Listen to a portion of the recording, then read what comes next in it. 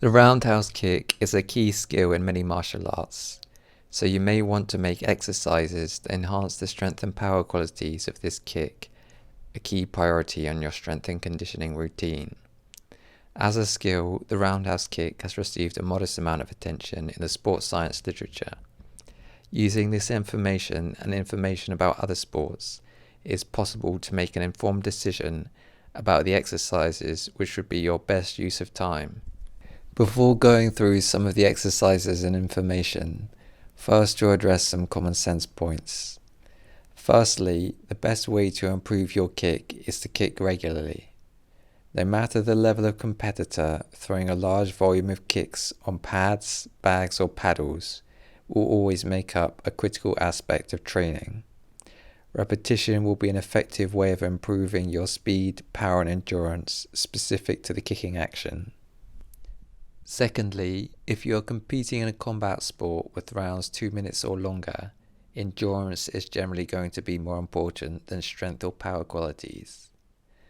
Thirdly, and this relates mostly to the training studies which I will get into shortly, if you take a couch potato who has barely trained, then almost any training strategy may potentially make them more effective.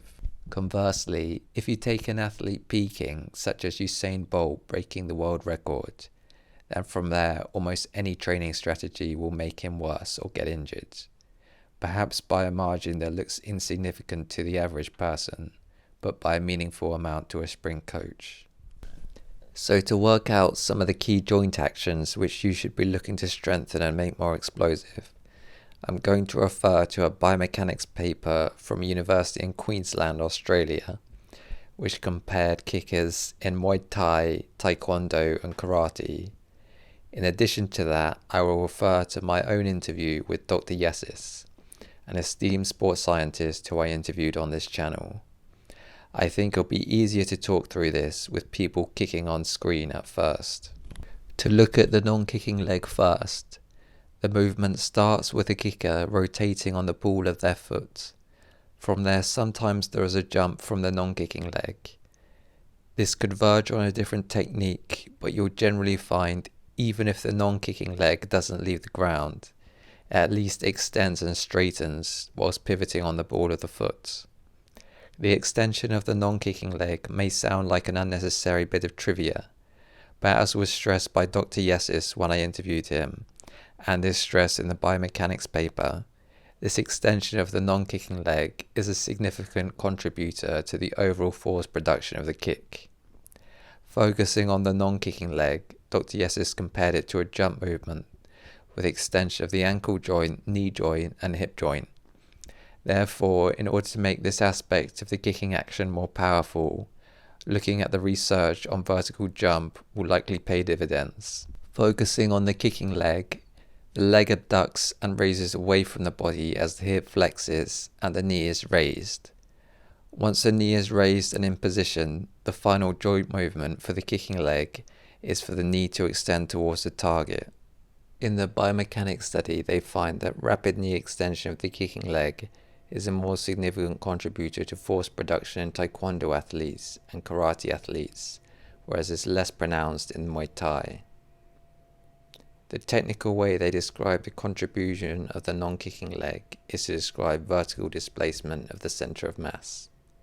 If you think through this, then you can see the only way the center of mass is getting displaced vertically is because of the non-kicking leg. So having seen that knee extension strength is going to be a significant contributor to power of the kick and also the speed of the kick, you will likely want to make making knee extension strength stronger and more explosive a priority. In this case, some of the first exercises you may think of are jumping and squatting.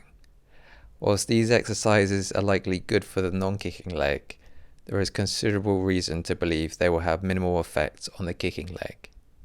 As you can see the knee extension involved in the roundhouse kick on screen, I would ask yourself how much does it really look like the knee extension involved in a squat. To me it looks far more like the knee extension that you can see in a leg extension, or also sometimes called knee extension machine that you can find in a lot of gyms.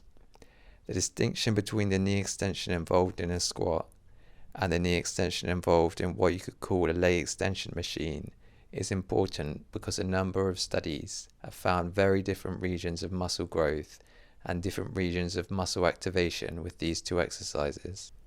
In order to understand the best exercise selection for the knee extension involved in the roundhouse kick, some knowledge of anatomy is beneficial. The quadricep is famously made up of 4 muscles. These are the rectus femoris, vastus lateralis, vastus medialis, and vastus intermedius. While squatting is effective at training 3 of the 4 quadriceps, as you will see shortly, it is ineffective at training the rectus femoris muscle. Leg extensions, aka knee extensions, on the other hand, preferentially train the rectus femoris. So to illustrate this, looking at a journal article in the European Journal of Applied Physiology. At this point I will say you are free to pause the video if you are having problems reading the information on screen in time. I'm going to leave a link in the description which you are free to read if you want to investigate this for yourself. As you can see from the study title, the subjects were trained with squats, specifically a thigh parallel squat and a half squat. This is a screenshot of a results graph from the paper showing changes in the size of the 4 different quadricep muscles after training. If you look at the results closely, you will see that whilst the 3 vastus muscles became significantly larger during the training process, the rectus femoris stayed pretty much the same size in the half squat training group and actually decreased in size during the full squat training group, even though they were untrained subjects. Several other studies have shown that the squat fails to train the rectus femoris, but to save some time, switching to a study looking at the influence of leg extensions on the rectus femoris. This study title gives it away that the rectus femoris is well trained by leg extensions. I will leave a link to it in the description. So far I have dealt with mostly bodybuilding studies. The underlying point has been to address the issue of which parts of the muscle are actually active during which parts of the kick. However, to look at a study which looked at a more functional aspect of athleticism, the study looked at the effects of heavy versus light weights on neuroadaptations after high load and low load resistance training exercise. When you look at this graph from the results, you can see that the high load training group increased their voluntary activation percentage by just under 5%, whilst the low load group increased by around 1%. So you can see that the rectus femoris is responsive to increases in muscle activation with training. Whilst this increase in muscle activation might sound like quite a trivial increase in terms of max strength as an objective quality, in terms of speed strength it has much more pronounced effects. The extra 5% of their muscle mass that an individual will now be able to activate will have disproportionate speed strength characteristics. In fact, in movements such as roundhouse kicks or a vertical jump, it's generally only the fastest twitch muscle fibers which will be able to contract in time to contribute to speed and power. There are 2 issues with using a leg extension or knee extension machine to develop power in the knee extension involved in the roundhouse kick. Firstly, the knee is in a fixed position, so may undergo stress if heavy weights are repeatedly used, and secondly, it may be hard to move fast in the fixed position. For the knee extension involved in the roundhouse kick, Dr. Yesus advocates doing a banded knee extension, as this will train the appropriate regions of the muscle used in kicking for the reasons I have just been through. It can also be done explosively to develop speed strength characteristics, whilst minimizing internal forces on the knee, as the bands will create a slightly less rigidly stable environment. Obviously, to minimize injury risk, you don't want to completely straighten the leg. So to move on to exercises for the non-kicking leg, which as I said before is similar to a jump movement. To summarize the information, I will defer to Paul Fabritz, who is a top-selling vertical jump program design specialist. You, like myself, might be skeptical of social media influencers, but in this case, I think his success is merited. Now, if you really break down the research and you remove the good studies from the bad studies, the good studies will show that a quarter squat is going to be better at improving your vertical jump. This tallies with common sense, as you are typically in a quarter squat position when jumping and also when doing a roundhouse kick. Earlier in the video, I introduced the concept of increases in muscle activation, which you may or may not have been familiar with. I'm probably not going to have time to go over all of the substantiation in this video, but increases in muscle activation have been shown to have muscle length specificity. So an increase in muscle activation in the deep squat position will not transfer to an increase in muscle activation in the quarter squat position and vice versa. For a beginner, doing some full range of motion squats with a sandbag or weightless barbell may help to develop a basic foundation of muscle through the quadricep, which will help to hold the support leg steady. After a beginner phase, it makes sense to focus more on quarter squats. In terms of the exact squats, front squats are an option, however they generally train the quads more than the glutes. Dr. Yesis has preached the importance of hip extension strength in the non-kicking leg. So the two most important actions are going to be in the hip and the knee. So if the goal is to use an exercise that will optimize both hip extension strength and knee extension strength, then back squats are likely a better choice, considering that the knee extension involved in squatting has a weak transfer to the kicking leg. Another option is to use lower step-ups, as these can replicate the quarter squat joint angle and effectively train hip extension without putting so much stress on the back. To develop explosiveness in the non-kicking leg, drop jumps are an option. Other options are box jumps or single leg hops and bounds. The next area of focus for exercise selection is the hip flexion at the start of the kick. This is where the knee of the kicking leg is raised through the center line.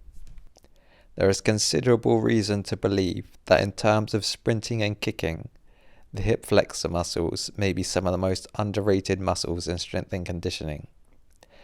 Dr. Yesis said when I interviewed him that the hip flexors were the most important muscle group for the roundhouse kick. For a roundhouse, the hip flexors are the key. Since these muscles are hidden deep within the midsection of your body, they usually go unnoticed and untrained.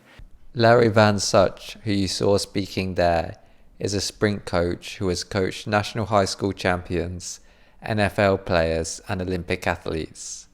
He is an outspoken advocate about the benefits of hip flexor training. An exercise that I know will make you a faster athlete beyond your wildest expectations. The exercise that both Dr. Van Such and Dr. Yesis hype as being extremely effective for sprinting and kicking is the banded exercise you can see here being done by top sprinter Johan Blake.